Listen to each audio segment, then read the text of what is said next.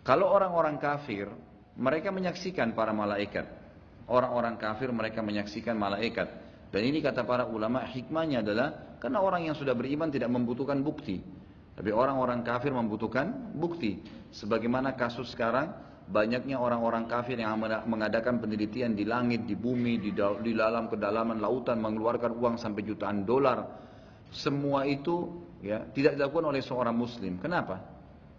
Karena memang mereka sudah beriman, tahu mau apapun kelihatan tidak kelihatan tetap kata rahasianya la ilaha illallah. Nggak ada yang ciptain, nggak ada yang ngurus, nggak ada yang memusnahkan kecuali Allah. Tapi orang kafir belum yakin dengan itu. Maka Allah biarkan mereka menelusurin, mereka ngeluarin hartanya, mengadakan penelitian hanya untuk sampai kepada sebuah poin bahwa memang ada pencipta Allah, gitu kan? Orang Islam karena sudah yakin maka tidak butuh itu. Makanya sebagian orang-orang kafir menyaksikan malaikat di perang Badar, menyaksikan peperangan yang mereka yang hadir di perang Badar bersama Nabi Shallallahu Alaihi Wasallam, kan? Bersama Nabi Shallallahu Alaihi Wasallam. Ya ada beberapa sahabat yang mengatakan mereka tidak lihat, tapi mereka bilang suatu hari pada saat terjadi berkecamuk perang Badar, ada di antara sahabat, saya juga tidak temukan nama dalam riwayat ini, tapi riwayat Bukhari menjelaskan, mereka mengatakan pada saat kami ingin menebas kepala orang kafir Quraisy di Badar, tiba-tiba kepalanya sudah melayang sendiri, gitu kan? Dan kami mengetahui setelah itu ternyata yang membunuh mereka adalah para malaikat. Ya, karena selesai Badar kata Nabi SAW, maukah kalian mengetahui mana korban kalian dan mana korbannya para malaikat? Maka kami pun mengatakan tentu ya Rasulullah. Kata Nabi SAW, yang kalian temukan di bagian tebasan lehernya itu ada api, ya ada kayak bekas bakar, dan di tangan-tangan mereka jari mereka dipotong karena Allah menyuruh memotong beberapa malaikat jari-jari orang-orang kafir Quraisy sebagai tanda kalau ini memang ada malaikat yang hadir. Maka mereka pun menemukan akhirnya ternyata ada campur tangan malaikat. Beberapa orang-orang kafir yang akhirnya memberikan kesaksian, menyaksikan, melihat adanya orang-orang yang berpostur tubuh besar, menggunakan baju putih dan badannya dipenuhi dengan cahaya, kemudian memegang tangan-tangan orang-orang kafir pada saat itu. Jadi kan pada saat itu.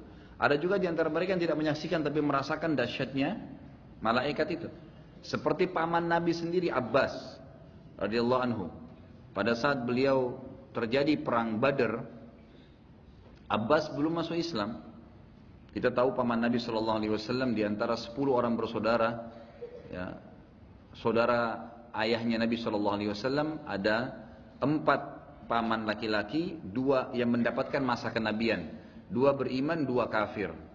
Yang beriman adalah Abbas dan Hamzah radhiyallahu anhuma. Kemudian yang kafir Abu Lahab dengan Abdul Muttalib, Abu Talib, mohon maaf. Jadi ini yang dalam keadaan kafir. Nah Abbas pada saat perang Badar terjadi tahun 2 Hijriah belum masuk Islam dan dia ikut bersama pasukan orang-orang musyrik. Tapi Nabi SAW mengetahui informasi kalau Abbas ini ikut dari wahyu bukan karena dia ingin memerangi Nabi SAW, tapi karena dia tidak enak sama kaumnya. Maka dia ditawan. Waktu dia ditawan yang memegang dia adalah Abdullah bin Mas'ud. Abdullah bin Mas'ud adalah sahabat yang sangat kecil, yang saking kecilnya tubuhnya, itu sampai dikatakan sulit membedakan antara betis dia, tulang betisnya sama dagingnya. Gitu kan? Jadi kurus sekali. Sampai-sampai dalam hadis Bukhari Muslim disebutkan beliau pernah naik ke atas sebuah pohon kurma, entah mau lihat apa, tiba-tiba ada angin tersingkap betisnya. Jadi bayangkan kalau betis tidak bisa dibedain mana tulang mana dagingnya, gitu kan? Jadi sangat kurus sekali, luar biasa gitu. Sampai beberapa sahabat tertawa melihat kejadian tersebut, tiba-tiba spontan gitu. Bukan mereka yang ingin mengolok-olok. Lalu Nabi SAW mengatakan, apakah kalian menertawakan betisnya Ibnu Mas'ud demi zat yang jiwaku dalam genggamannya, gitu kan? 2 betisnya Ibnu Mas'ud ditimbangan hari kiamat lebih berat daripada gunung Uhud. Lebih berat daripada gunung Uhud. Jadi ini bukan main-main Allah Azza wa Jalla berikan kelebihan kepada dia.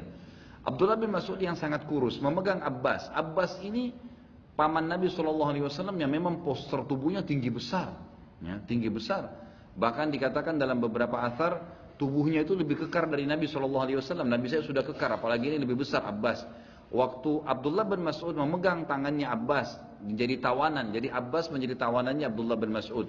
Abbas ini teriak-teriak kesakitan, ya kan?